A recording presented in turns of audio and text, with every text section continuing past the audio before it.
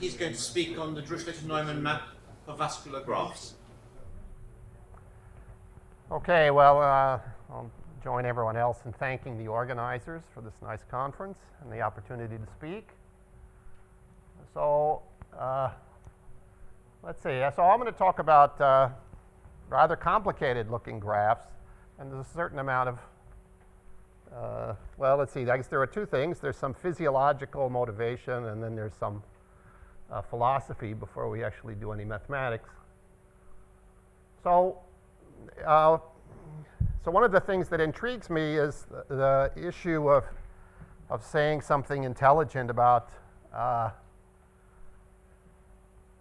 biological transport networks like your circulatory system. So, and at the system level, the problem is actually rather embarrassing. I mean, the people in trying to do in terms of trying to do work, people tend to focus on numerical studies which are quite local. Right? So, for instance, surgeons are interested in how putting a stent in a coronary artery or something will locally enhance flow or something like this. But the system itself is quite complex, and one tends not to get a very good understanding of the global behavior based on even very detailed studies of the local phenomenon. So I'm sort of interested in what you could actually say about the global system. And of course, here the geometry is quite complex, and in the case of your arteries, you have something like 10 to the 9th arteries. So the number of edges is enormous. The nervous system is even worse. I'll focus on the arterial system as kind of my main motivating example. It's mainly tree-like, but it has bridges, and so these are called anastomoses. So every occasion, every once in a while, in your circulatory system, there'll be a bridge between pieces of the tree. Okay. Now, so the question is how to do some mathematics on such a complex graph. And part of the philosophy here is that, well, let's see, there are two pieces of it. First of all, a description of flow or pressure or some behavior like this in the circulatory system should have a certain amount of continuity, right? If you lose a capillary, even though that changes the geometry of the system, it should not be a dramatic perturbation.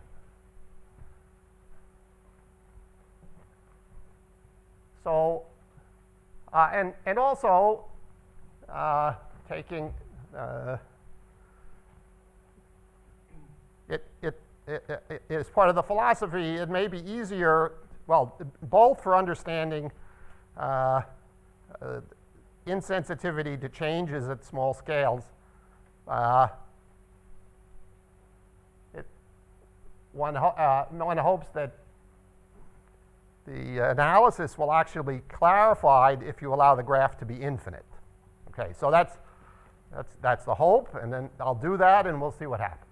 Okay, so I'll be interested in graphs that look like infinite trees. They shouldn't be too big, right? So again, thinking about your circulatory system, it doesn't do you much good for pulses never to reach the boundary of the graph. Right? So I'm interested in trees that have finite diameter, but potentially an infinite number of edges. Okay, now, of course, this is going to cause some changes in classical questions, such as when we have existence of solutions, well-posedness, and what the regularity to the boundary means. And in this talk, I'm going to be mostly interested in heading toward Dirichlet to Neumann map. So this is sort of a hangover from the talk I gave 3 years ago, where somehow the progress I made was done because I was able to avoid understanding derivatives at the boundary. And so I want to try to deal with that more explicitly here. How can we make sense of the Dirichlet to Neumann map, which in models usually means either a map from voltage to current at the boundary of a domain, or in the arterial system, maybe pressure to flow. Okay, and let's see, I'll try to introduce some terminology here. So we'll be interested in starting with on the boundary, which I haven't yet described. We're going to be prescribing some function f. I'm going to extend it to the interior by asking that the extension satisfy this differential equation where q is a positive function. So I'll call f a q harmonic function. Okay, and then at the interior vertices of my graph, I'll have I'll avoid the Kirchhoff-Neumann controversy by just calling them the standard bounded vertex conditions. So continuity and sum of the outward pointing derivatives is 0. And those would be applied at vertices which have degree greater than 1. And so I'm interested then in fact, a striking amount of the work here is just trying to understand what we should mean by computing the outward normal derivative at the boundary of an infinite graph.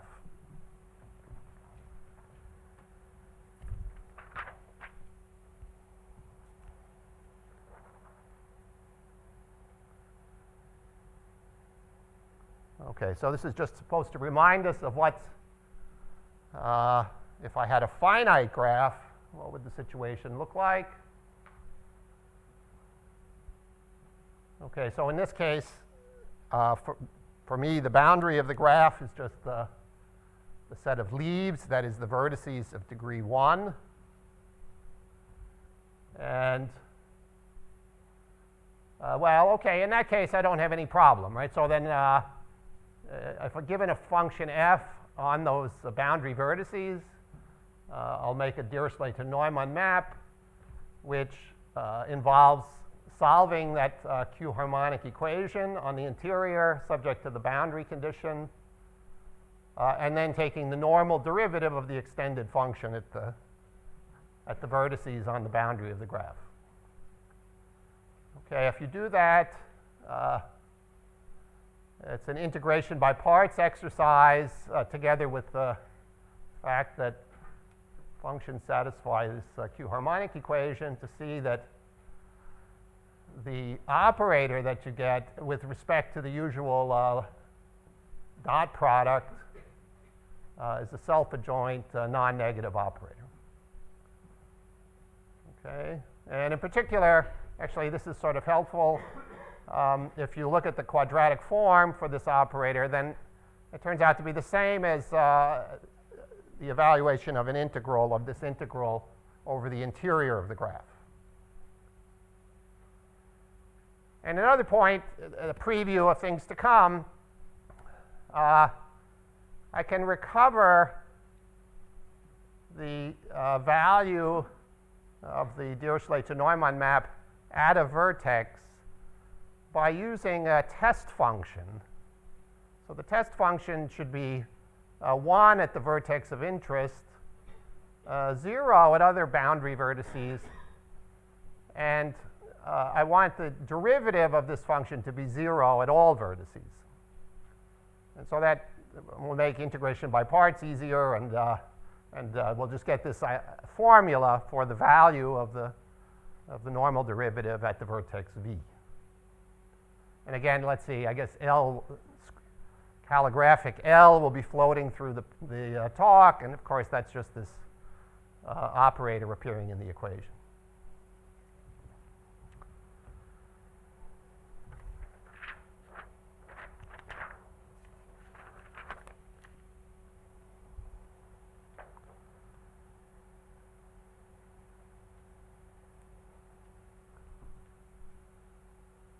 Okay, so it's been my experience that it's helpful to impose several restrictions on the graphs so that the analysis becomes more tractable. So let me start by talking about which infinite graphs I think of as good. Okay, so, locally finite, right? Each vertex only has a finite number of edges incident on it. Usually my graphs are connected. The edge lengths are finite. We use metric and measure extended from the intervals to the whole graph in an obvious way. Okay, now we need to talk about what is the boundary of the graph going to look like. So we using the metric, we can complete the graph to get a complete metric space, right? So we're going to tack on some stuff at the ends of the graph. And I want to assume that that completed metric space is compact. It turns out that that means basically that there's a finite subgraph which lies within epsilon. For your favorite number epsilon, you can find a finite subgraph so that every point of the completed space is within epsilon of a point on the finite graph. So that's somewhat of a restriction even for trees. Right? You can't have a tree that looks like a comb. That won't give a compact completion. But something that looks like these radial trees that we talked about earlier with finite diameter, then we'd have one of these graphs. Okay, so then we're going to talk about the boundary of this graph completion.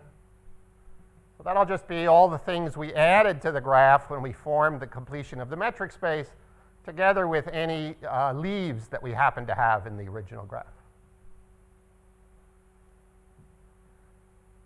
All right, so that's one condition there, compact completion. Now, actually I need something else, which in some sense says that the graph completion is tree-like. I call this weakly connected, although I found out after I wrote the previous paper that the graph theorists actually mean something completely different by weakly connected, but I'm going to stick to my terminology. Graph is the completed graph is weakly connected if whenever you have two distinct points, you can cut finitely many points out of the graph itself, which causes the 2 points you started with to fall into different connected components. Okay, so that's probably not a familiar condition, although interestingly it did appear in Teplayev's talk. So let me just point out that while I'll mention some results here, it turns out that if it's sufficient for a graph to have finite volume. So by the volume of the graph, I just mean the sum of the lengths of the edges. So if a graph has finite volume, then its completion will have this property of being weakly connected.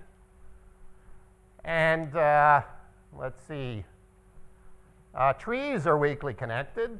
Actually, in that case, you can separate points by pulling out a single point from the interior. And let's see, with a view toward those anastomoses that I mentioned in your circulatory system, here's a proposition. So I can start with a tree and add a sequence of edges. And if let's see, I want the limit of the lengths of the edges to be 0. And I don't want it to change the metric very much, right? So if I take 2 points in the tree and I measure their distance in the extended graph with additional edges, then up to constant factors, I shouldn't change the distance. So if I do that, then the graph is still weakly connected. Okay, now it's an important, for us, quite important topological feature that if the completed graph is weakly connected, then its boundary looks like the Cantor set, right? So it's a totally disconnected set. Now, normally, in the past, I would have thought of that as horrible, but it actually turns out to be useful.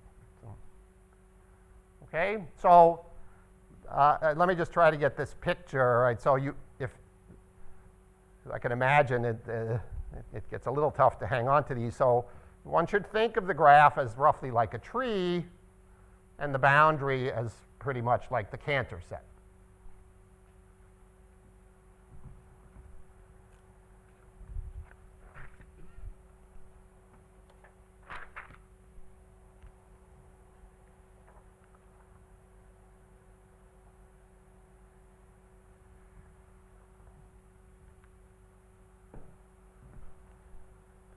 Yeah, I forgot a disclaimer earlier on, so I'll make the disclaimer now, right? So typically what happens is in doing work like this, I think about the circulatory system for a little while, and I say, I don't understand this very well. I can't even answer this really simple question like, the wave equation has a solution when you pose these boundary conditions, or something like this, right?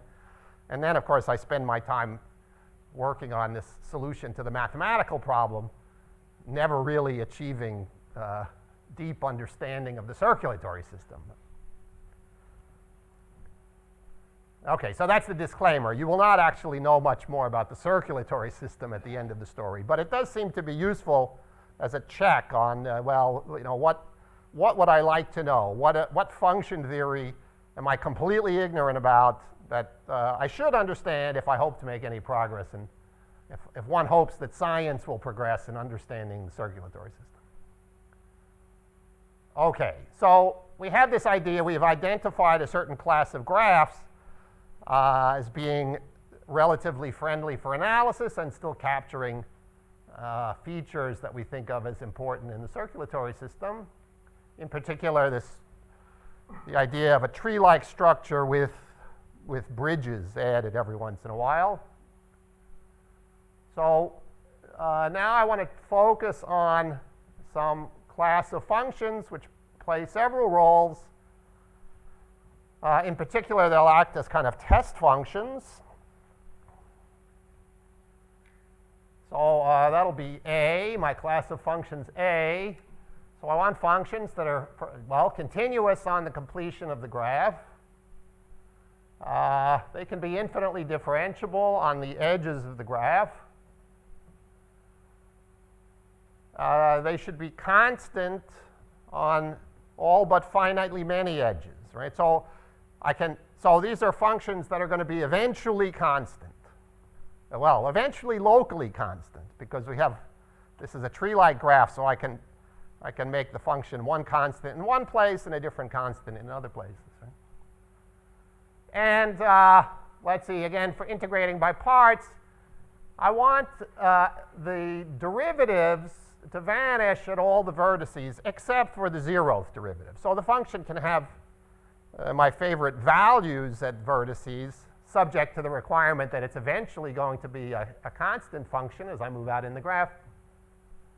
But all higher derivatives are going to be 0.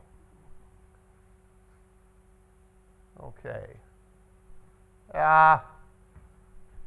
Well, this is an algebra, and turns out that it separates points. This algebra separates points of the completed graph if and only if the completion is weakly connected. So it plays quite well together with that topology.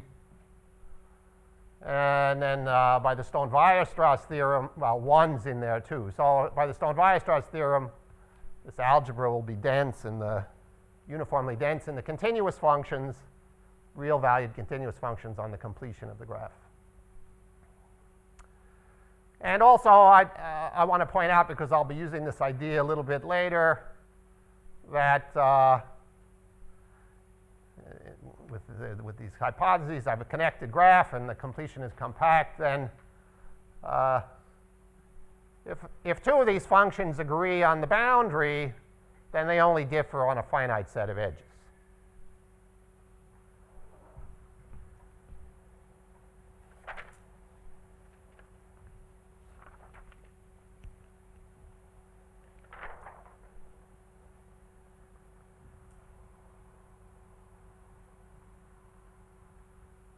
Okay. So to get the game rolling, I want to be able to solve this equation, this Q harmonic equation subject to some given boundary condition. I still need one more ingredient, an analytical ingredient. So we're going to look at this second derivative operator minus the second derivative operator. Initially on functions which are eventually 0. Of course, they're going to satisfy the standard vertex conditions. And then, okay, well, so we have the usual machinery. This will be a symmetric operator. I can, because it's going to be non-negative, I can get a self-adjoint operator using the Friedrich extension. And I want that actually to be strictly positive, right? So that will happen if the volume of the graph is finite, or and there's some somewhat technical condition which says, as an alternative, if the volume is not finite, because I certainly want some infinite volume trees to be considered, it turns out that there's a technical covering condition which basically says that if the tree is sufficiently, if the graph is sufficiently tree-like, then the minus the second derivative operator that you construct is also strictly positive. So to try to summarize this graph theoretic context in which I find it comfortable to work, we're going to assume that the completed graph is weakly connected, compact, and that the second derivative is minus the second derivative is strictly positive.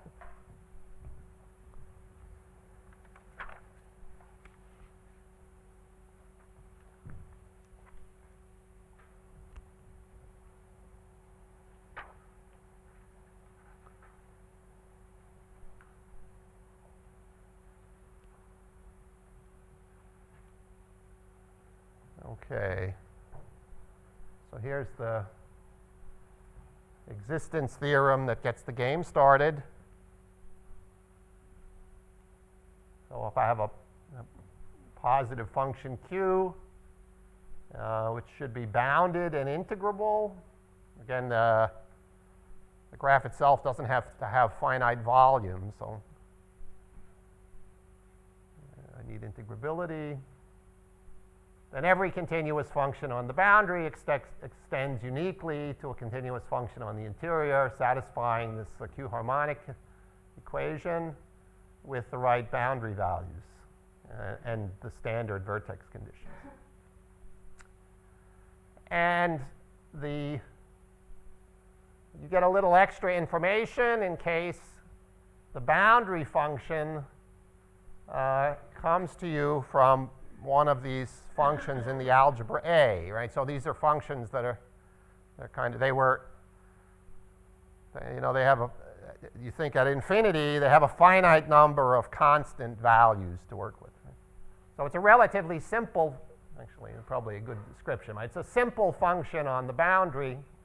Then these are sort of functions of finite energy, right? The Q harmonic extension will have this finite energy condition. And we also have actually one of the tools that we use in the analysis is the maximum principle. So if this function f is Q harmonic and has a positive global maximum at a point in the interior, then the function must be constant.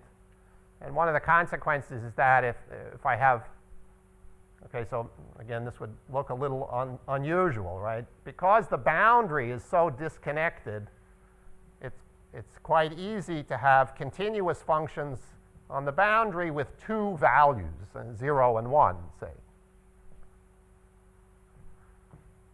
So if I have a function like that, which is not constant, then on the interior, I have to have some kind of inequalities like this, right? So knowing that the function takes the values 0 and 1, so it's like, which we'll do, would take the characteristic function of a set on the boundary and extend it to the interior, then the extension is going to lie between 0 and 1. And at the moment, I know strictly less than 1 on the interior.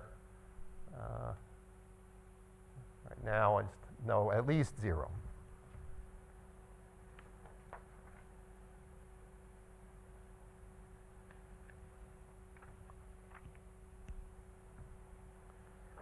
Okay, so let me pause for a second, right? This is, with some modifications, this is sort of what we had 3 years ago, right?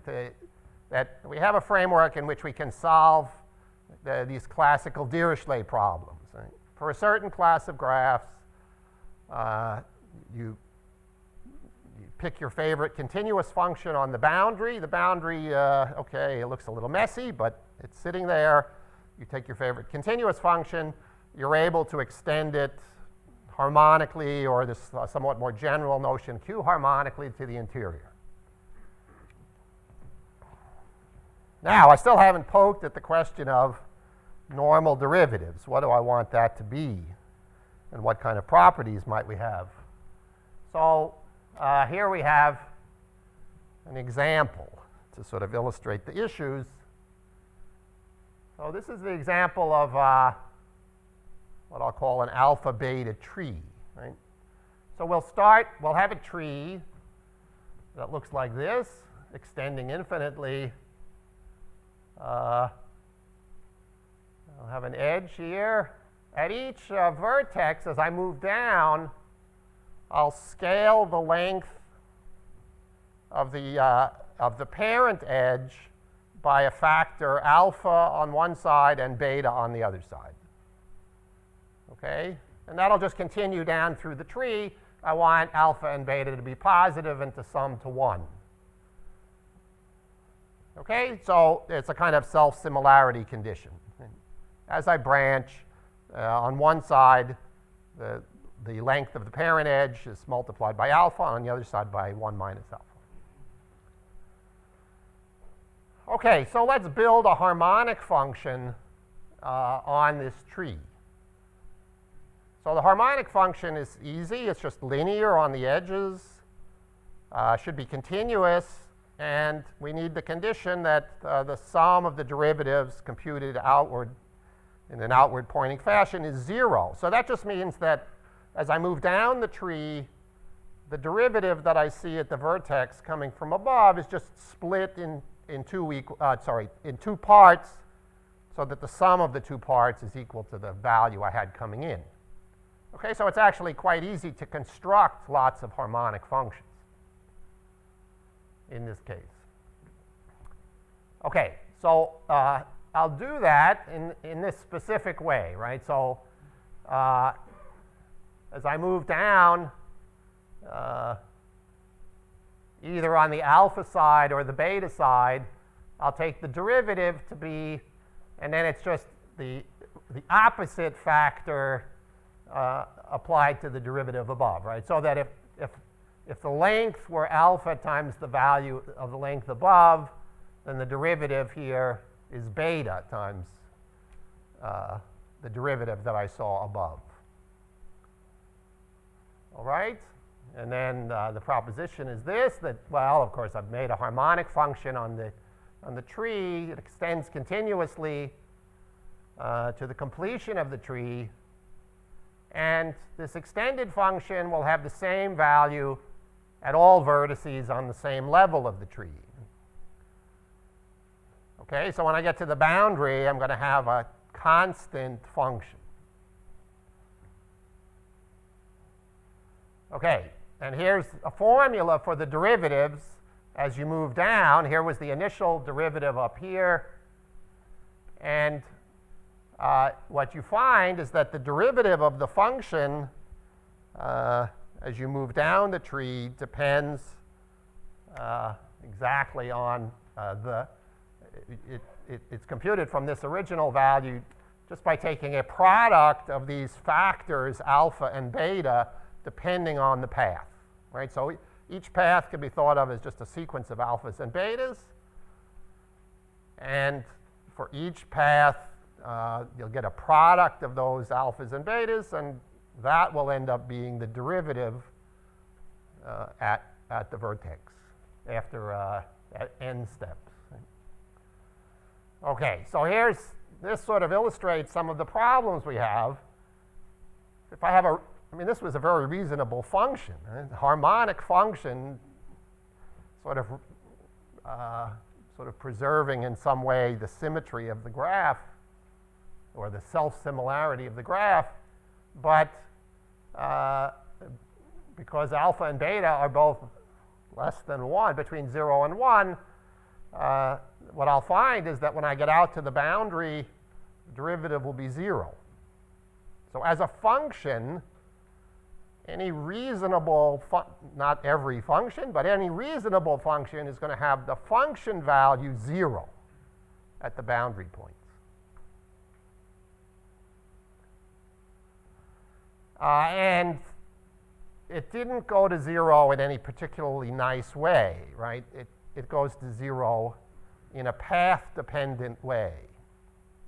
So one of my naive expectations was, oh, maybe there's some rate of decay. If I compensate for the rate of decay, we'll get some reasonable boundary value for the derivative. But this example suggests that's very unlikely. In this case, different paths typically will give different rates. And of course, you can make functions that are rather even. Well, I made one function here, but the derivatives can be quite badly behaved. Yes.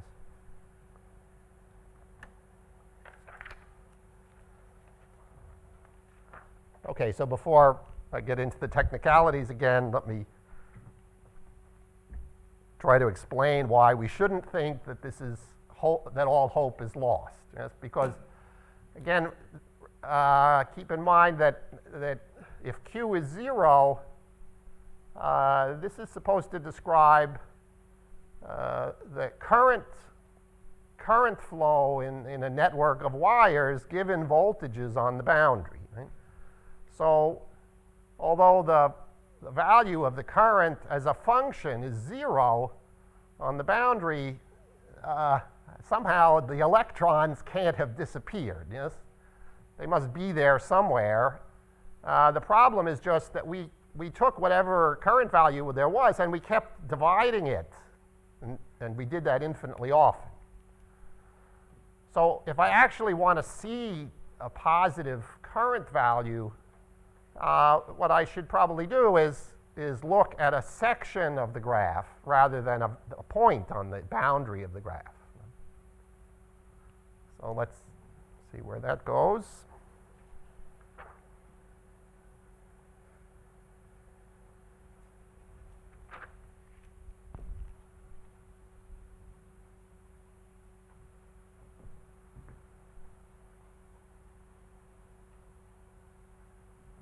Okay.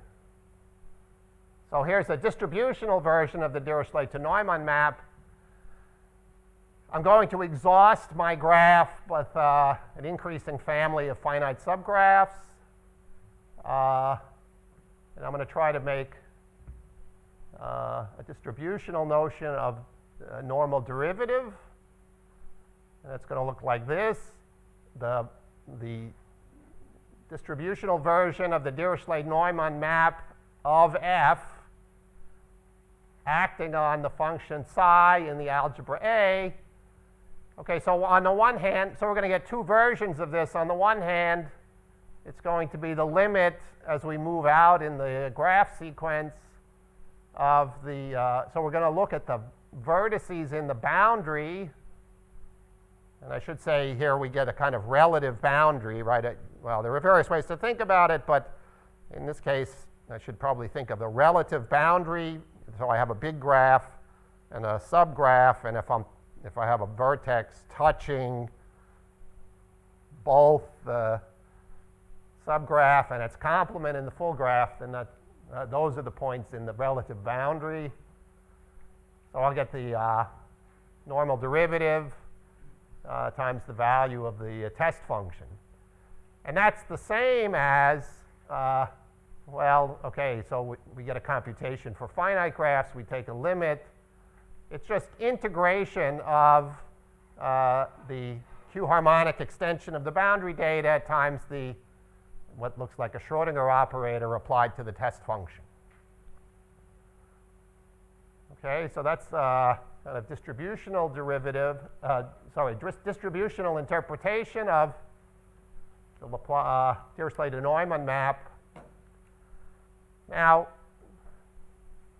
I mean, in my mind, this is kind of like saying if you have a function, you can differentiate it in the distributional sense. Well, okay, it's true, but for doing analysis, it has some utility, but usually I want some nice operator, right? So I usually we don't allow our second derivative operators to differentiate any function. We want to work in some nice function space.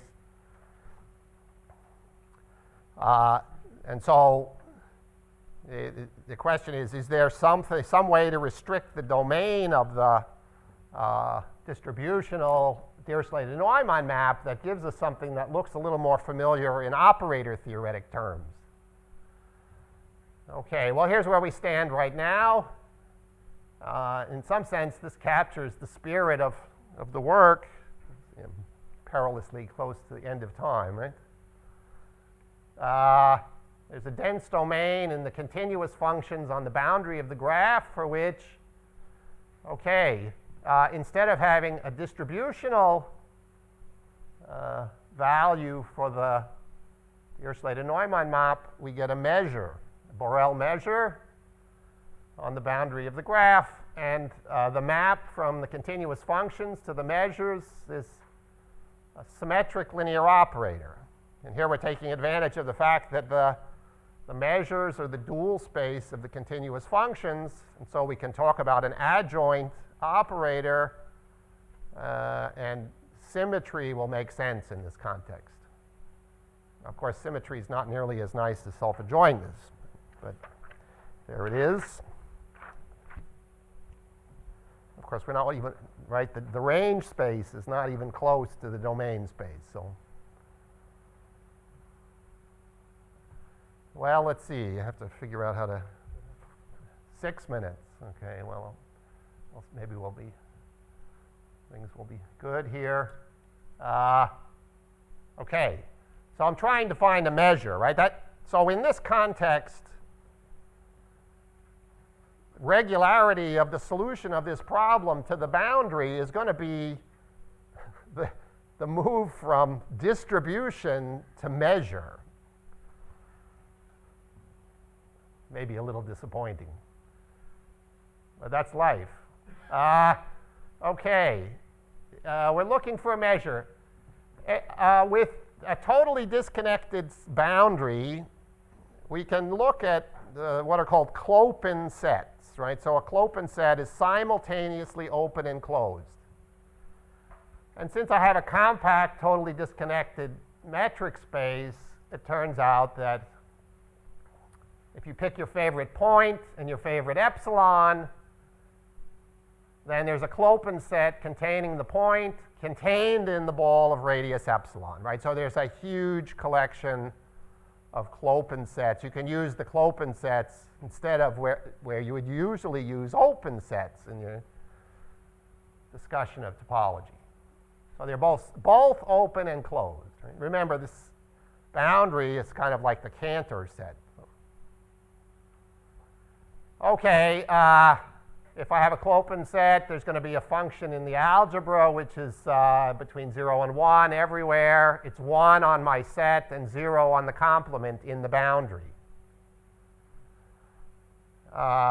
When we go back to the distributional definition of the Dirichlet to Neumann map, it turns out that on Clopin sets, the definition doesn't depend on the test function, but on the set.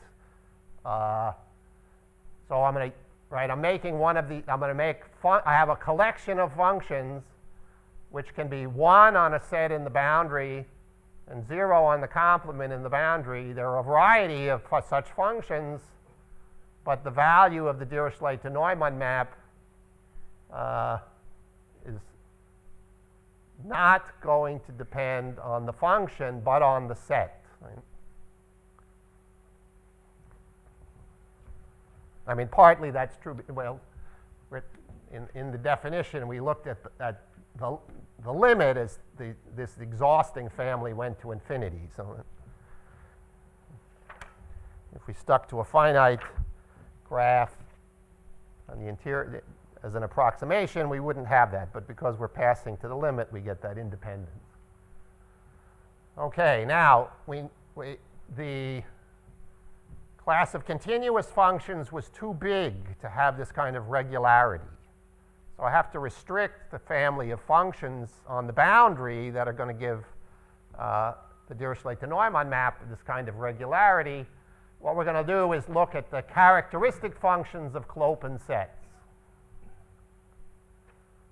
Okay, so then we find that if I have a connected graph G, I have non-empty Clopin sets, omega, E1 and E2, so E1 is a subset. In particular here, omega is not the whole boundary because I have a non-empty set, both a subset of omega and another one that's a subset of the complement in the boundary. Then the Dirichlet to Neumann map is positive on E1 and non-positive on E2. Okay, so I have a convenient sign condition basically saying that where the potential is 1, I get a positive value for this set function. Where the boundary voltage was 0, I get a negative or 0 value. Okay, now we're really running short, so let me, actually here's the measure theoretic punchline. So for the characteristic function of a set, of a Clopin set, the Dirichlet to Neumann map extends to a finite Borel measure on the boundary of the graph completion. This turns out to be relatively painless because the measure theory is so well developed. So it turns out that usually what you have to check at this level of, so I haven't made a sigma algebra yet, right? But we have this, it turns that we have an algebra of Clopin sets. It turns out that the additional condition that you need when you have a positive, so I have a positive pre-measure on the set where the boundary function was 1, right? So it's either 1 or 0.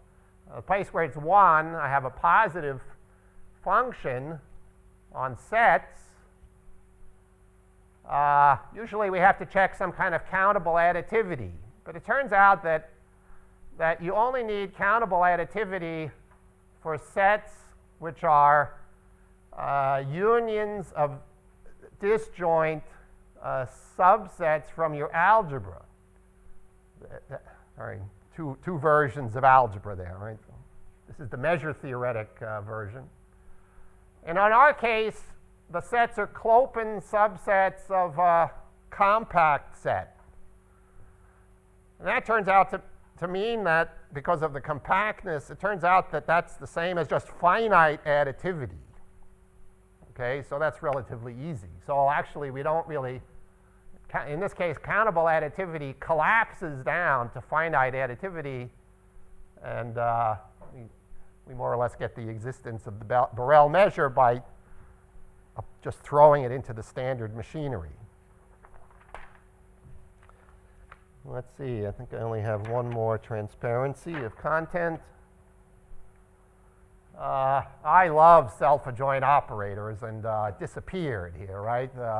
We started out with this thing on finite graphs that was a positive self-adjoint operator, and then we took what looked like a completely reasonable approach to infinite graphs.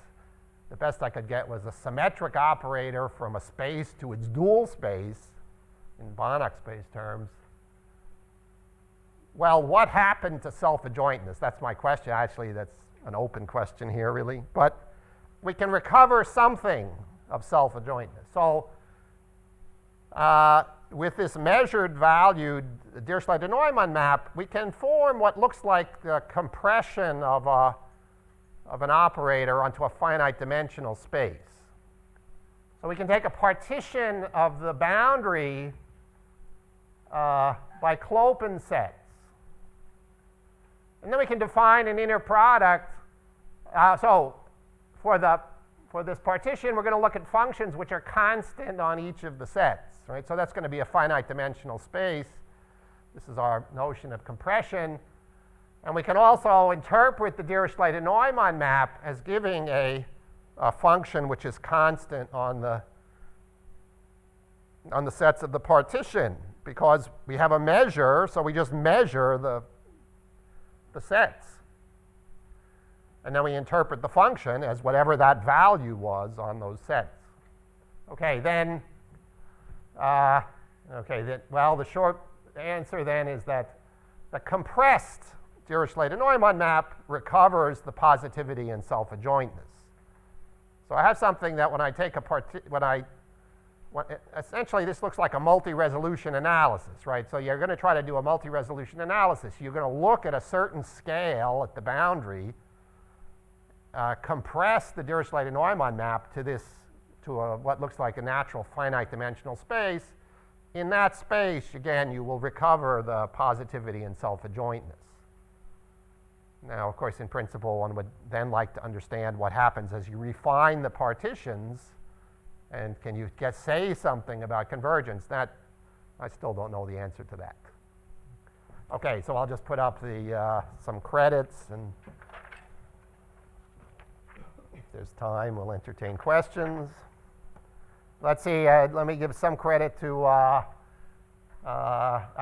got started on this by listening to a talk by Moody on more or less on classical Dirichlet to Neumann map problems, or what he calls Steklov eigenvalue problems.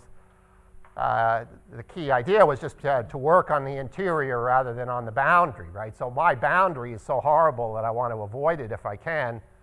And with this idea, then I got started. Of course, the idea of studying harmonic functions on trees has been around for a while. Infinite trees has been around for a while. There's a series of papers, in particular a long paper by Cartier from '72. There are some other people, strange as this subject area is, there are some other people who are working closely. There seems to be a group based at the University of Maryland, distributions and measures on the boundary of a tree in 2004. Actually, there's a sequence of papers. I was contacted by somebody working in Germany now, I think, Georgakopoulos, who's again working on infinite networks. And then there's someone else had the same preprint, I think. There's a recent preprint of Jorgensen and Pierce, boundaries of infinite resistance networks.